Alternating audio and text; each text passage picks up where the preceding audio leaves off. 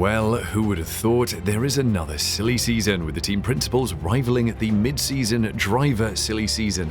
We even have a viral tweet with Mercedes poking fun at the rest of the teams. Vasseur has now been confirmed team boss at Ferrari, and in a shock move, Seidl has moved to Audi.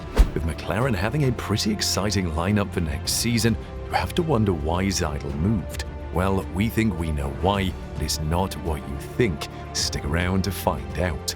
Seidl has been integral in stabilizing the team. In his 4 years at the Woking-based outfit has led them from their lows in 2015 to 2018 to establishing them as a top 4 team and upsetting the big three of Formula One. As part of a carefully constructed plan, Seidl and Zak Brown oversaw significant changes at Mclaren, with tremendous changes in personnel and a fair amount of restructuring, leading the team to 2 fourth-placed and a 3rd in the championship and the team's first Grand Prix win in almost a decade. With the current merry-go-round going on, you would think that Binotto's resignation sparked this all off, but McLaren CEO Zak Brown put those rumors to bed as he announced that Seidl had come to them earlier in the year to discuss his move to Audi. Andreas informed me during the season that he was going to go elsewhere when his contract was up at the end of 2025. Brown told the media amidst the whirlwind of team announcements. It was probably pretty clear where that destination would be, which was quite understandable given his background. At that time, we intended to continue for the foreseeable future because the relationship is very, very healthy and his work discipline is very strong. What we were going to do at that point was, at the end of the season, let the world know that that change would come in at the end of the 25 season. Brown went on to announce who would be replacing Seidl. And after we intended to go public, the first person I was going to call to see if they would lead McLaren's F1 team is the gentleman sitting next to me, Andreas Stella, but not at that point being sure whether that would be something he would consider. When it became clear that Fred was going to go to Ferrari, Sauber owner Finn Rousing, who is someone that I've known for a decade and get along with very well, gave me a call to see if there was a discussion to be had to potentially release Andreas early. My reaction was, if Andrea would be happy to join as team principal, then I'd be very happy to make that change now, which I think puts everyone in their permanent homes for the foreseeable future. Zak Brown has attracted some heat this season for his heavy handling of the Daniel Ricciardo situation, and credit where credit is due, he has dealt with this situation brilliantly. But you have to wonder why Seidl is leaving after such a successful stint at Mclaren. When you think of the current era of McLaren, the first person that comes to mind is Lando Norris, the young Brit looking to spearhead the new McLaren project, and recently speaking of the need for faith in the driver's project at McLaren. Seidl was the critical driving force behind this new McLaren project, making you question his faith in the project. With Lando being an exciting driver and his stock only rising in the recent season, you have to wonder if he doesn't feel like the project at McLaren is working. He may just jump ship with plenty of suitors, with it being revealed that he did have talks with Red Bull at one point. Lando recently told Sky, "If I think of before this season, did we achieve in 2022 what we should have done as McLaren? Honestly, it's no. If we want to do well and we want to be champions at some point, and we want to win races, we can't be satisfied with where we have been this season.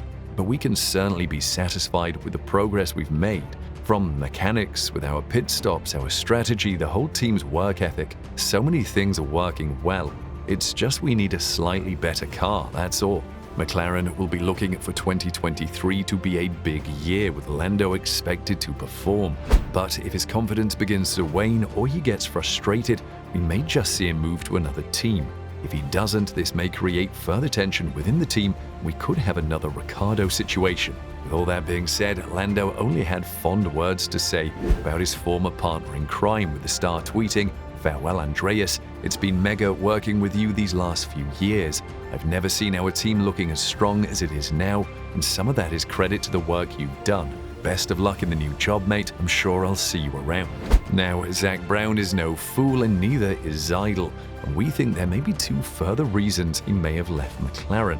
With it no secret that Audi will be joining the sport in 2026, becoming an engine provider, rumors are circulating that as part of the deal to let Seidl leave, there will be a potential engine deal on the table with possibly some favorable terms. Now, these are unconfirmed reports, but it is slightly weird that Seidl is not serving any gardening leave, with Zak Brown being amazingly calm about it all, who had this to say. We have a great relationship. I know a lot of teams play the gardening leave card, but I think as we've demonstrated at McLaren, there are ways to dissolve relationships, whether with racing drivers or employees, where you can do things on very workable terms for everyone. It seems suspicious, but only time will tell if this is true. The other reason Seidl may have left is the potential financial problems McLaren may be in. With the pandemic hitting the team hard, they have to do all sorts of financial shenanigans to ensure that they can continue. Zach Brown said at the beginning of 2022 that McLaren is in super strong shape.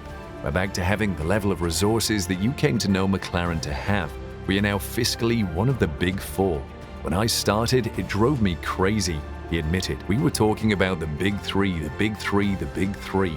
And it was like the McLaren I knew growing up was like the big one, or it was us and Ferrari. I can comfortably say, while we have some catching up to do with all of our technologies, there's no resources that the other three, Ferrari, Red Bull and Mercedes, don't have. Now this all sounds great, but it is slightly worrying that McLaren has recently had to sell some of its iconic car collection, with the cars being sold to Mclaren, which owns 60% of McLaren, for a further $123 million in support. Slightly worrying if you're an employee of the company. And adding to the suspicion is that a report issued by Standard & Poor's said the group's majority shareholder, Bahrain's sovereign wealth fund, Mclaren, had provided some £224 million, $279 million in support since the summer. And even with this capital injection, S&P said McLaren's liquidity remained strained as sales were lower than expected. McLaren had previously raised money from Gulf and other investors in 2021 as it sought to cope with the impact of the COVID-19 pandemic. In July of that year, it raised $550 million in capital from alternative investment manager Ares Management, Ares Corporation, and the Saudi Arabian government's Public Investment Fund. Now, if you are not a numbers person, there are better things to be reading, with the latest set of accounts not reading the best. In the 9 months to September, McLaren reported a loss of $247 million, £201 million, compared to an $84 million, £68 million loss in the same period last year. Liquidity was down to $106 million, £86 million, from $208 million, $169 million.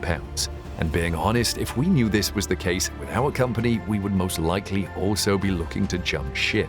Now ask yourself, do you think McLaren may be having to let Seidl go in order to afford Lando?